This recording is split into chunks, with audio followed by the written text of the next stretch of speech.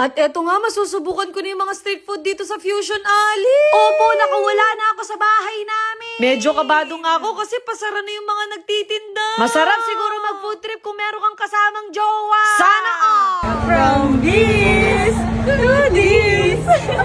At eto nga, excited na ako mag-food trip. Nahirapan pa nga ako kasi hindi ko alam kung anong uunahin ko. Sakto, nakita ko tong bell pepper cream cheese. Curious na curious talaga ako sa lasa nito, kung maanghang ba siya. Sa totoo lang, nawiwirduhan talaga ako sa itsura niya. Hindi nga ako kumain ng Mm. buong araw kasi nireserve ko talaga dito. Itadakimasu. Japanese yun. Oh, diba, nahirapan pa akong kumagat, Pero no? grabe, hindi ko in-expect yung lasa niya. Kumbaga, ate, hindi mo man malalasahan yung bell pepper kasi mas lamang yung cream cheese. At dahil dyan, 8 out of 10 ka sa akin. Ngayon, tikman naman natin yung egg tart nila dito. Kinilig nga ako kay ate kasi nilibre niya na to sa akin. Pero kahit libre yan, dapat honest review pa din tayo.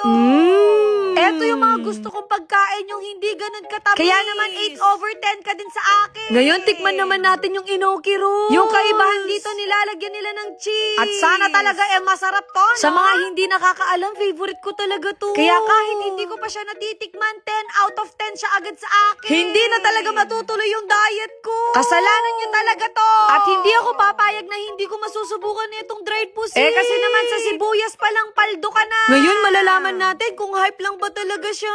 Diba? Sibuyas na may konting pusi. Medyo nahihiya nga ako kasi ang dami palang nanonood sa akin. Huy, meron ka bang hiya? Parang masisira yata yung viewers ko dito. In fairness, nakakadagdag sa sarap talaga yung sibuyas. Sakto, nakita ko si tatay nagtitinda ng taho. Ang sabi niya, i-subscribe ko lang daw siya sa YouTube. Meron na daw akong libreng taho. Pero sabi ko sa kanya, wag naman ganun kasi baka malugi naman siya. At dahil masipag si tatay, sabay-sabay tayo mag-subscribe. Ngayon, tikman naman natin tong grilled cheese oyster. First time ko nga makakatikim ng ganito kasi dati puro fresh ang kinakain ko. Pero grabe, ang sarap pala nito. Kaya napaisa pa ang atin nyo. Bumili nga ako ng pantulak natin, etong magic water. Na-amaze talaga ako kasi parang tubig lang talaga siya. Lasang gulaman din pala siya and perfect naman pala yung buko. At dahil dyan, ready na naman ulit tayong kumain. Ngayon, bibili naman tayo netong 10 yen ko. Actually, natikman ko na to sa Japan pero titikman naman natin yung made in Philippines. Naalala ko noon na prank ako kasi nasa gitna pala yung cheese. Pero na-amaze ako dito kasi kahit sobrang haba, hindi napuputo. Kaya napagdesisyonan ko ng kainin siya.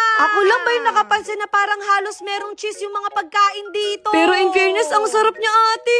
Sa puntong to, nagsasara na yung mga tindahan kasi oras na kami dumating. At buti na lang naabutan namin tong cheesy ko. Lagi nga dumadaan sa feed ko to, tapos sabi nila masarap daw. Kaya magkakaalaman tayo kung masarap ba talaga siya. At kita nyo, hindi talaga tinipid sa cheese. Napakainit parang ako. Huy, ang feeling. Alam nyo, nung una, akala ko talaga mauumay ako kasi ang daming nilagay. Pero nabigla ako sa lasa niya kasi ito yung isa sa pinakamasarap dito.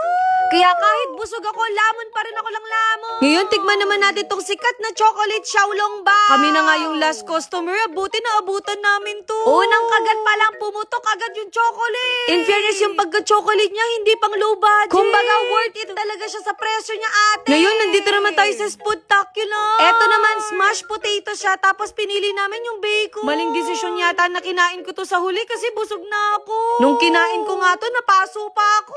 Katakawan kasi ni Erica. Pero masasabi ko na hindi lang pang isang tao to. Nakita ko nga si ate, nagbebenta ng lobo na may ilaw. Nabigla ako, binigay niya sa akin. Diba, may batang masayang uuwi. At bago kami makauwi, kailangan mag-dessert muna tayo. Ferrero flavor nga yung pinili ko kasi mahilig ako sa chocolate. Malapit na yung birthday ko, baka naman. Medyo matrabaho din pala ginagawa to. Pero nakikita ko pa lang, natatakam na agad ako. Pero kahit yung ice cream nila dito, naglalaban din. Opo, masarap din siya. Sobrang sakit na nga ng tiyan ko sa sobrang busog. Ayan lang.